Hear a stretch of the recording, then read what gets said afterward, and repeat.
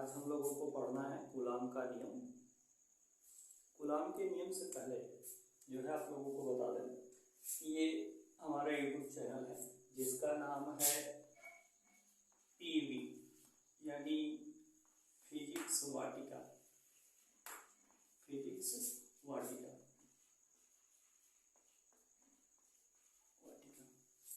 अगर आप लोगों को फिजिक्स पढ़नी है तो यूट्यूब पर जाइए और वहाँ पर लिखिए physics Vatika by Manoj sir.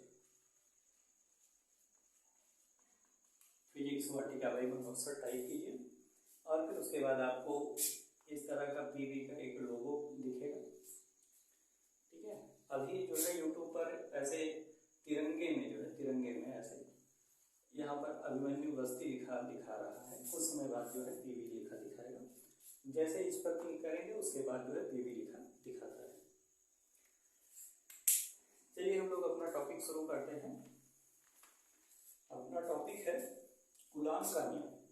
इससे पहले वाले वीडियो में आवेश के बारे में कुछ बताया गया है, आवेश की प्रॉपर्टी पूरी बताई गई है, बढ़िया से डिस्कस किया गया है। तो अगर आवेश की प्रॉपर्टी सही से नहीं समझ में आया है तो वो जाकर के आप लोग इससे पहले वाला वीडियो देखिए। थोड़ा सा उसके बारे में यहाँ पर रिकॉल कर लेते हैं कि चार्ज की प्रॉपर्टी क्या क्या है। तो वहाँ पर ये बताया गया है चार्ज, ठीक है, कि चार्ज का सिंबल क्या होता है, यानी चार्ज का संकेत किससे प्रदर्शित करते हैं। तो कैपिटल क्यू या स्मॉल क्यू दोनों में से किसी से भी प्रदर्शित कर सकते हैं। ठीक है, और फिर उसके बाद इसके मात्रक की बात करी गई है कि इस आवेश का मात्रक क्या होता है। तो आवेश का मात्रक होता है कूलाम और इसको कैपिटल सी से भी प्रदर्शित करते हैं कूलाम। और फिर उसके बाद आवेश कैसी राशि होती है। राशि का मतलब ये है कि सदिश है कि अदिश है। ठीक है, तो ये अदिश राशि होती है, अदिश राशि होती है। और फिर उसके बाद आवेश कितने प्रकार के होते हैं, यानी आवेश का प्रकार कितना होता है। तो आवेश दो प्रकार का होता है, एक होता है पॉजिटिव चार्ज और एक होता है नेगेटिव चार्ज। ठीक है, और इसकी कुछ प्रॉपर्टी भी आप लोगों को उसमें बताई गई है कि जैसे प्लस और प्लस आवेश हैं या माइनस आवेश हैं। कुल मिलाकर के कहने का मतलब ये है कि अगर आवेश समान प्रकार के हैं, अगर आवेश सजातीय हैं, अगर आवेश सजातीय हैं तो ये क्या करेंगे, एक दूसरे पर रिपल्सिव फोर्स लगाएंगे। रिपल्सिव फोर्स का मतलब दूर भागेंगे एक दूसरे से। ठीक है, तो प्रतिकर्षित करते हैं, समान प्रकार के आवेश एक दूसरे को प्रतिकर्षित करते हैं, यानी इनके बीच में जो बल लगेगा प्रतिकर्षण बल लगेगा। ठीक है, इनके बीच में जो बल लगेगा वो प्रतिकर्षण बल लगेगा। ठीक है, अगर आवेश विपरीत प्रकार के हैं, एक पॉजिटिव चार्ज है एक नेगेटिव चार्ज है, तब जो है यानी विपरीत प्रकार के अगर आवेश होते हैं तो विपरीत प्रकार के आवेशों में आकर्षण बल लगता है। कैसा बल लगता है, आकर्षण बल लगता है। और कुछ प्रॉपर्टी आवेश की बताई गई है।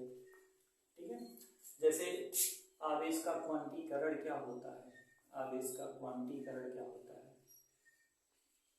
यानी quantization of charge, क्वांटीकरण।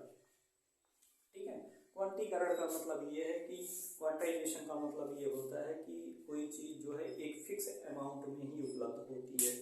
Fix amount में उपलब्ध होने का मतलब ये है जैसे आप लोग मार्केट जाएं और मार्केट में पेन खरीदना हो या मार्कर खरीदना हो तो आप तो या एक मार्कर या फिर दो मार्कर या तीन मार्कर ऐसे खरीद करके लाओगे।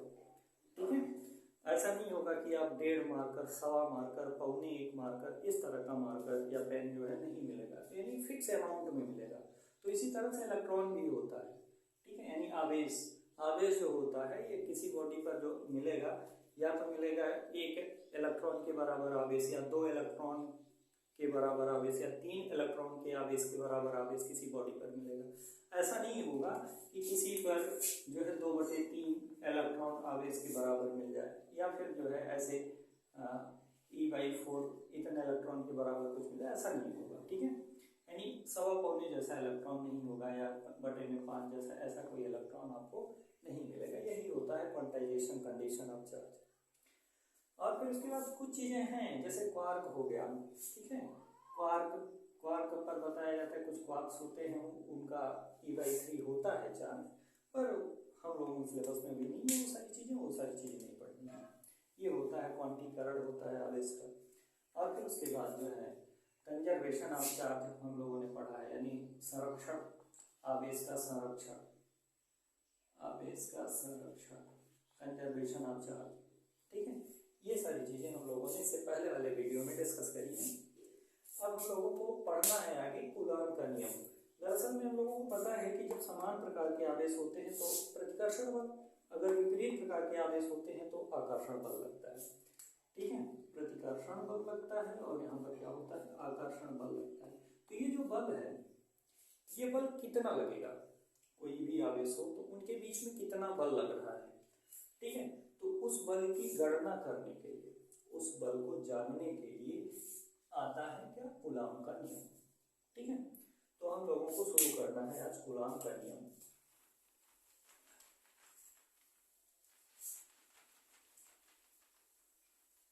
कूलॉम का नियम पढ़ना है। तो कूलॉम के नियम पढ़ने से पहले कुछ चीजें, 3-4 बातें हम लोगों को ध्यान में रखनी होती हैं। ठीक, जो कि बहुत ही इंपॉर्टेंट पॉइंट बनता है कूलॉम के नियम का। परिभाषा बाद में हम लोग देखेंगे, पहले ये जान लेते हैं कि आखिर कूलॉम का नियम है क्या। ठीक है, उसके बाद जो है हम लोग बात करेंगे। ठीक है, परिभाषा के लिए पहली बात जो हम लोगों को ध्यान में रखनी है कि कूलॉम का नियम जो लागू होता है वो बिंदु आवेशों पर लागू होता है। किस पर, बिंदु आवेश पर। इंग्लिश में इसको बोलते हैं पॉइंट चार्ज। नाम से कुछ क्लियर हो रहा है कि पॉइंट जैसा आवेश होना चाहिए, एक पॉइंट जैसा। ठीक है, वैसे बिंदु आवेश क्या है अभी जो है थोड़े समय बाद इस पर डिस्कस करते हैं।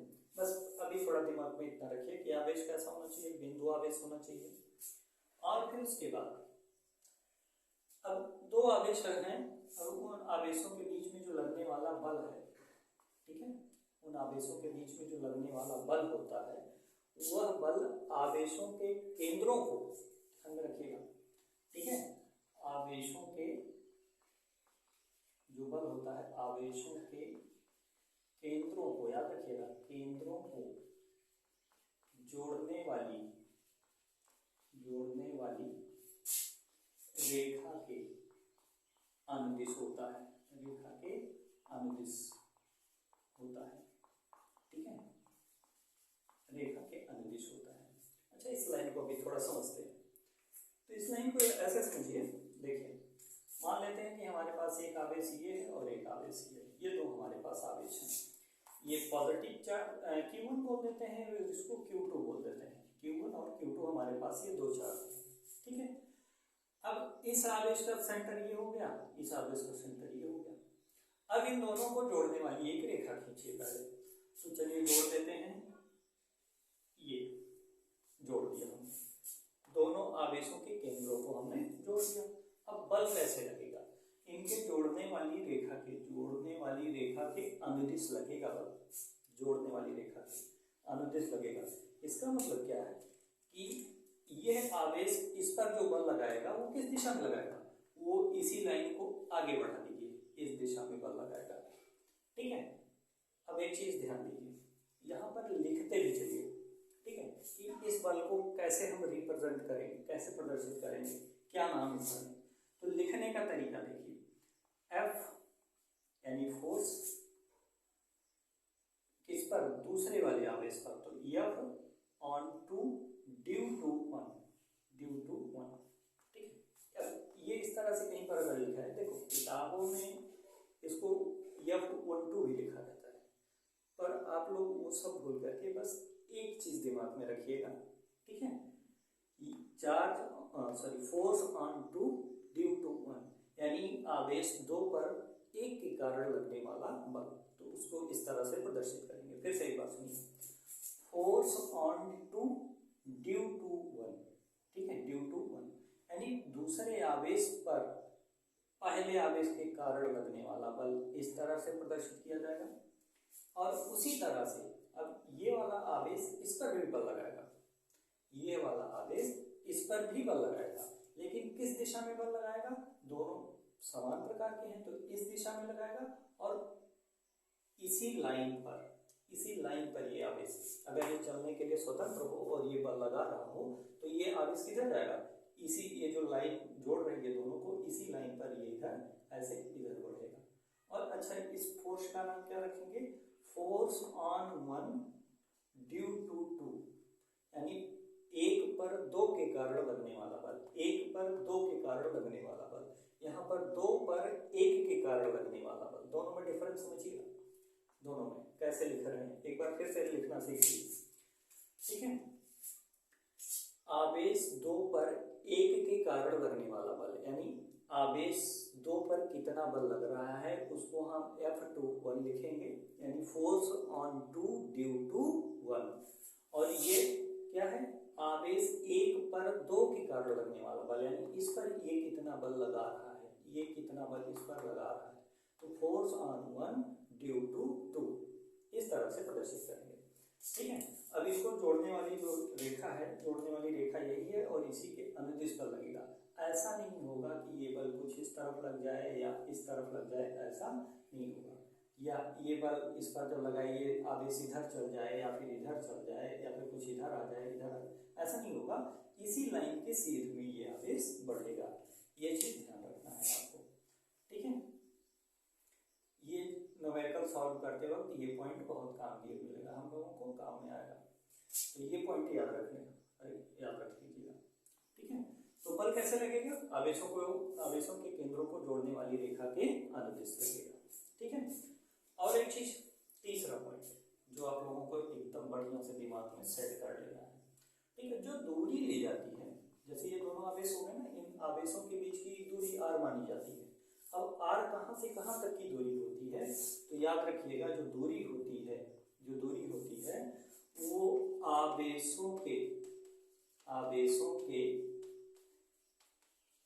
केंद्रों के बीच की दूरी होती है, r दूरी r जो होती है, यहाँ पर r भी लगा देते हैं, दूरी r जो होती है आवेशों के केंद्रों के बीच की दूरी होती है, केंद्रों के बीच की दूरी होती है,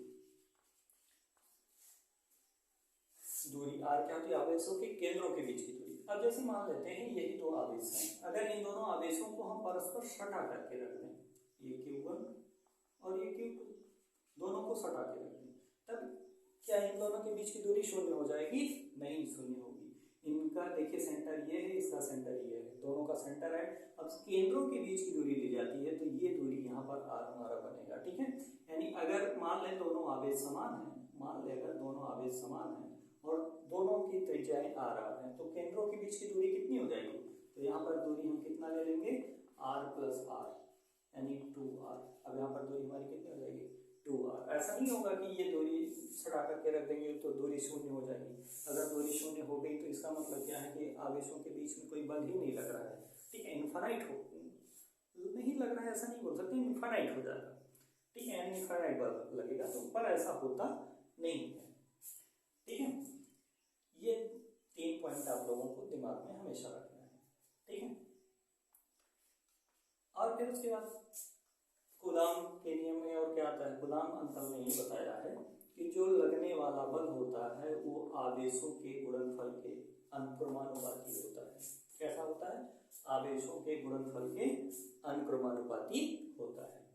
दूसरा पॉइंट कि जो इनके बीच की दूरी होती है, उसके वर्ग के व्युत्क्रमानुपाती होता है, यानी दूरी अगर आप बढ़ाएंगे, अगर दो आवेशों के बीच की दूरी को बढ़ाया जाए तो बढ़ाने से क्या होगा कि इनके बीच में जो बल लग रहा था उस बल का मान कम हो जाएगा, घट जाएगा बल का मान, ठीक है, जो बल लग रहा है दूरी बढ़ाने से। और कैसे, किस, देखिए स्क्वायर टाइम से घट जाएगा, यानी अगर आप दूरी को डबल करेंगे तो यानी 2 गुना करेंगे तो 2 का स्क्वायर 4 हो जाएगा, यानी 4 गुना बल घट जाएगा, ठीक है।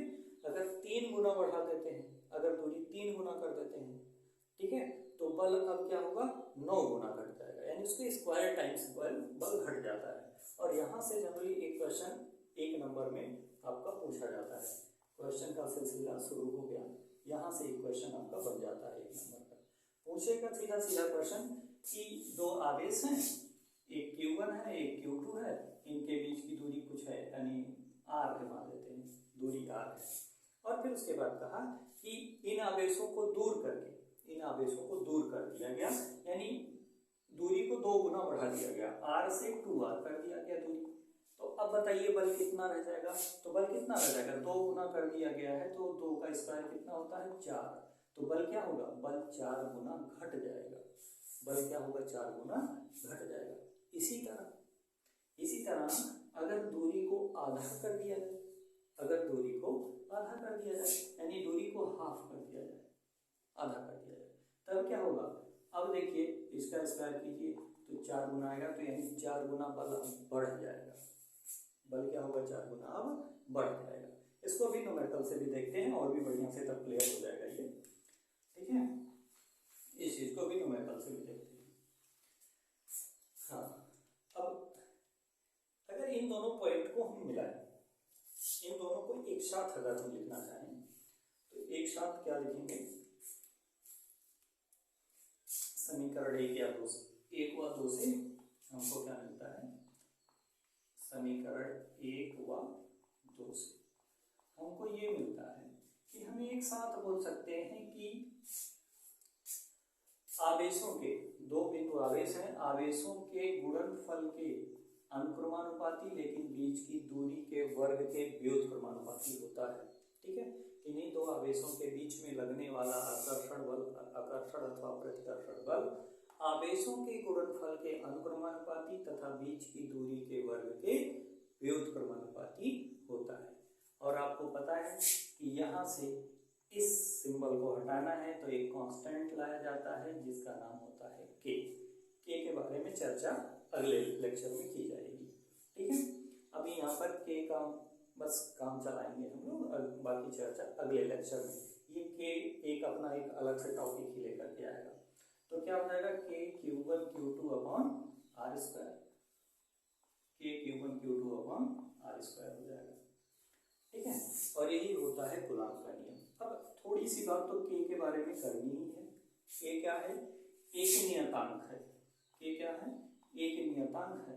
इस कांस्टेंट के बारे में थोड़े अगले वीडियो में बढ़िया से चर्चा करेंगे। नियतांक है लेकिन क्या होता है, ये माध्यम पर निर्भर करता है, यानी जो 2 आवेश हैं, दोनों आवेश कुछ दूरी पर रखे गए हैं और दोनों आवेशों के बीच में माध्यम कैसा है, दोनों आवेशों के बीच में माध्यम क्या है उस पर निर्भर करता है, यानी कि जो है माध्यम पर निर्भर करता है, ठीक है, माध्यम पर निर्भर करता है, ठीक है। यानी पानी अगर रहेगा तो के का मान कुछ और हो जाएगा, वायु रहेगा के का मान कुछ और हो जाएगा। अगर माइका रख दिया जाए, अवरक रख दिया जाए या ग्लास रख दिया जाए या कूड़ा करकट रख दिया, ठीक है, अगर ग्लास रख दिया जाए, लकड़ी रख दिया जाए, शीशा रख दिया जाए, तो इन सभी के लिए के का मान अलग अलग हो जाता है। हम बोल रहे हैं नियतांक, लेकिन के का मान चेंज हो रहा है, ठीक है। तो ये अलग तरीके का नियतांक है, ठीक है, ये माध्यम पर निर्भर करता है। और लेकिन जो के होता है, के का मान, ठीक है, 9 × 10 के घात 9, 9 × 10 के घात 9। अभी यहाँ से मात्रक निकालते हैं, वैसे मात्रक आएगा के का न्यूटन मीटर स्क्वायर प्रति कूलॉम स्क्वायर, के का मान जो होता है। और ये के का मान हमेशा ये नहीं होता, ये मान सिर्फ निर्वात के लिए होता है। किसके लिए होता है, वैक्यूम के लिए, निर्वात के लिए होता है। एक चीज और ध्यान रखिए, वायु के लिए भी यही मान प्रयोग में ले आया जाता है, वायु के लिए भी यही मान प्रयोग में ले आया जाता है। पर वायु का थोड़ा सा डिफरेंस होता है, वायु का और निर्वात या फ्री स्पेस है, तो इन जगहों पर के का मान हम कितना रखेंगे, 9 × 10 के घात 9 मात्रक। अच्छा, मात्रक देख लीजिए कैसे आएगा, यही साइड में देख लीजिए मात्रक, के का मात्रक। अच्छा, के बराबर क्या होगा, के को यही छोड़ो तो आर इधर आएगा तो एफ आर स्क्वायर हो जाएगा, क्या हो जाएगा, एफ आर स्क्वायर हो जाएगा, आर इधर आएगा तो, और Q1 Q2 आएगा तो बटे में हो जाएगा, क्या हो जाएगा, Q1 Q2 बटे में हो जाएगा। और क्या बचा, के, सिर्फ क्या बचा, के। हम मात्रक लिखते हैं के का। अब बल का मात्रक क्या होता है, न्यूटन, आर क्या है, दोनों के बीच की दूरी, और दूरी का मात्रक क्या होता है, मीटर, स्क्वायर है तो हो जाएगा मीटर स्क्वायर। ये आवेश है, आवेश का मात्रक होता है कूलाम, 2 बार आवेश है तो कूलाम इंटू कूलाम, तो कूलाम का स्क्वायर, ठीक है। तो क्या हो जाएगा कूलाम का स्क्वायर। तो के का मात्रक मिला हमको न्यूटन मीटर स्क्वायर प्रति coulomb square, newton metre square प्रति कूलाम स्क्वायर, ठीक है। अब एक चीज ध्यान दीजिए कि ये हो गया कूलाम का नियम। अब कूलाम के नियम का स्टेटमेंट जो है, कथन जो है वो ये है कि 2 बिंदु आवेशों के बीच लगने वाला बल, देखो परिभाषा बनाओ आसानी से, ठीक है। जहाँ ना समझ में वीडियो को पॉज कर लो, ना नोट कर लो, फिर उसके बाद देखो, ठीक है।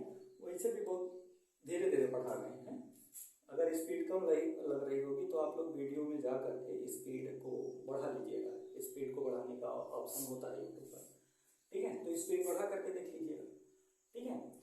तो देखिए कूलाम के नियम का स्टेटमेंट कैसे बनाते हैं कि 2 बिंदु आवेशों के बीच, 2 बिंदु आवेशों के बीच लगने वाला बल आवेशों के केंद्रों को जोड़ने वाली रेखा के अनुदिश होता है, ठीक है, तथा आवेशों के गुणनफल के अनुक्रमानुपाती तथा बीच की दूरी के वर्ग के व्युत्क्रमानुपाती होता है, ठीक है। ऐसे बोलिए बिंदु आवेशों के बीच लगने वाला बल आवेशों के गुणनफल के अनुक्रमानुपाती तथा बीच की दूरी के वर्ग के व्युत्क्रमानुपाती होता है, ठीक है। और ये चीज आपको हमेशा दिमाग में रखनी है कि कैसे लगेगा बल, बल हमेशा केंद्रों को जोड़ने वाली रेखा के अनुदिश लगेगा, ठीक है। तो 2 बिंदु आवेशों के बीच लगने वाला बल केंद्रों को जोड़ने वाली रेखा के अनुदिश होता है और आवेशों के गुणनफल के अनुक्रमानुपाती तथा बीच की दूरी के वर्ग के व्युत्क्रमानुपाती होता है, ठीक है। अब इसको जल्दी से नोट कर लीजिए, कूलाम के नियम का स्टेटमेंट आप लोग लिख लीजिएगा, ठीक है। ऐसे बना करके लिख लीजिए, कोई जरूरी नहीं कि वो जो किताब में छपी होती है वही छापो, ठीक है। वैल्यू याद करते चलिएगा, जितना वैल्यू हम लिखवाएंगे एक एक करके याद करते चलिएगा, ठीक है। तो मिटाते हैं इसको, ये हो गया कूलाम का नियम, ठीक है।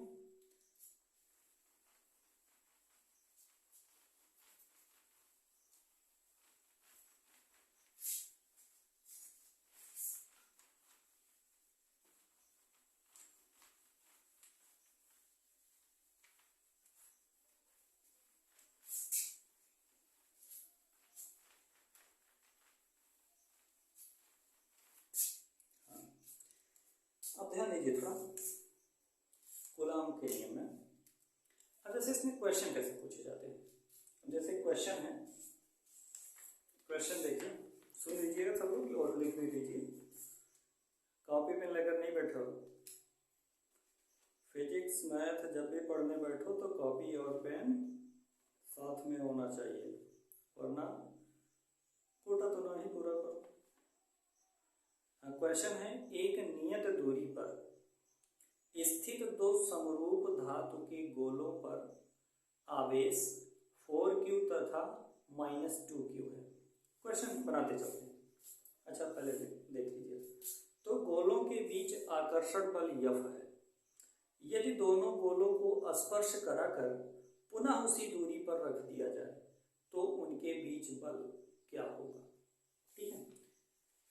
क्वेश्चन क्या कह रहा है, कह रहा है कि 2 आवेश हैं, एक ये है और एक ये आवेश है, दोनों समान हैं। दोनों आवेश कैसे हैं, मतलब समरूप धातु के गोले हैं, ठीक है। मतलब जितना बड़ा गोला ये उतना बड़ा गोला ये है, साइज की बात पर नहीं हम लोग जाते, बस इतना है कि एक पर +4q चार्ज है और एक पर -2q चार्ज है, ठीक है।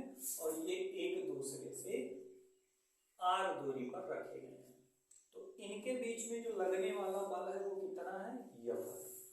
इनके बीच में लगने वाला बल कितना है, F है, ठीक है।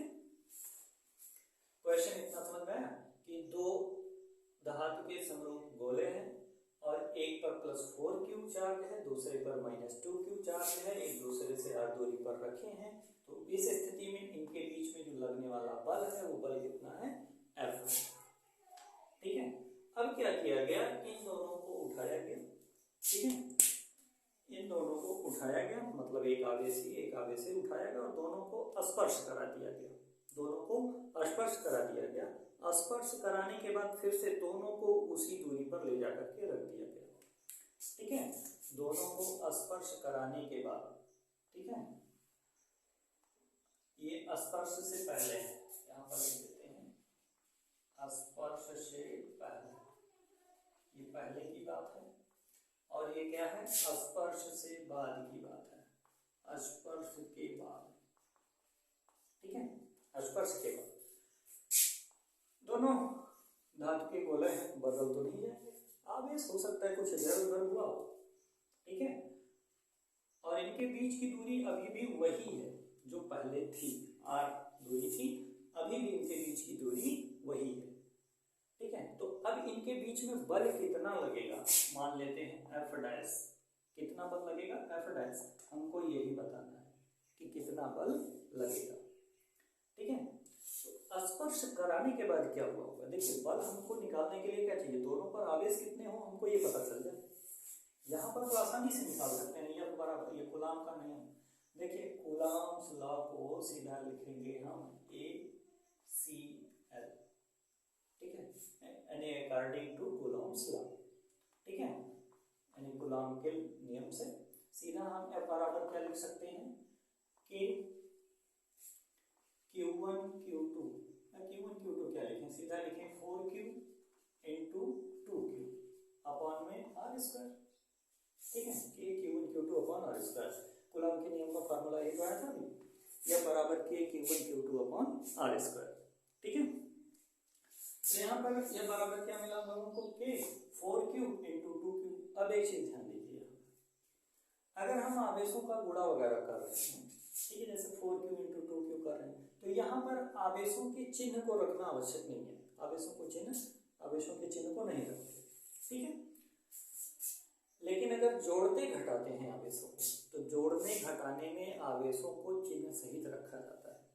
ठीक है, अगर आवेश को हम जोड़े घटाएं तो जोड़ने घटाने में क्या होगा, आवेशों को चिन्ह के साथ रखा जाएगा। लेकिन अगर गुणा कर रहे हैं, भाग कर रहे हैं, तब वहां पर चिन्ह रखने की आवश्यकता नहीं है, ये चीज ध्यान रखिएगा आवेश के बारे में। तो ये क्या हो गया, F बराबर कितना हो गया, 4 दूनी 8, यानी 8K square upon R square, Q into Q का गुणा Q square, KQ square upon R square, और 4 दूनी 8 ये हो गया। तो इतना बल अभी लग रहा है स्पर्श कराने से पहले। स्पर्श कराने के बाद क्या हुआ होगा कि दोनों के आवेश एक दूसरे पर ट्रांसफर हो गए होंगे। ठीक है, और आवेश तब तक ट्रांसफर होते रहते हैं, ठीक है, कि जब तक दोनों पर आवेश समान ना हो जाए।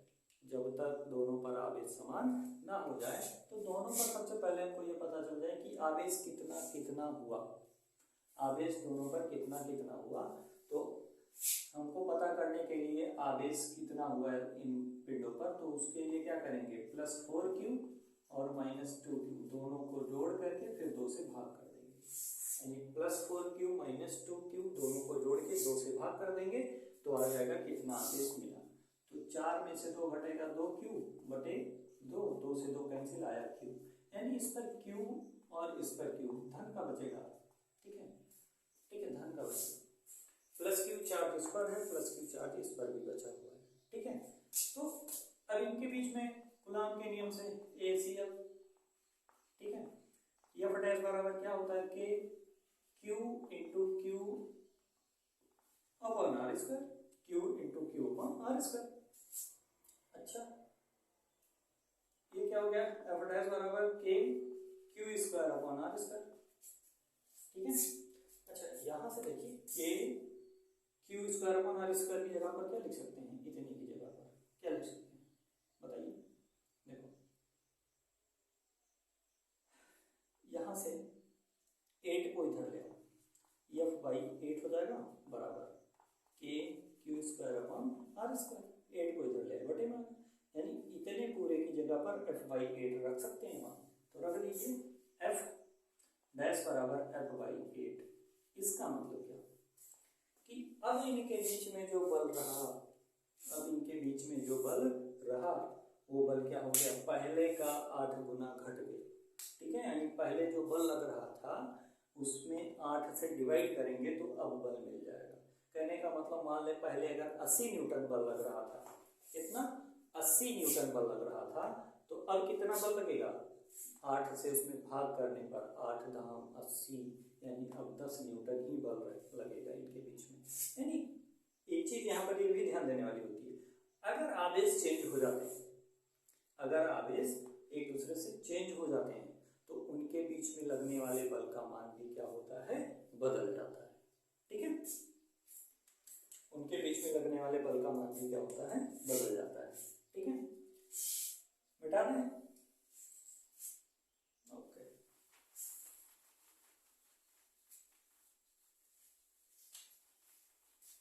तो कूलॉम के नियम पर आधारित ऐसे कुछ प्रश्न पूछे जाते हैं, कूलॉम के नियम पर आधारित होते हैं।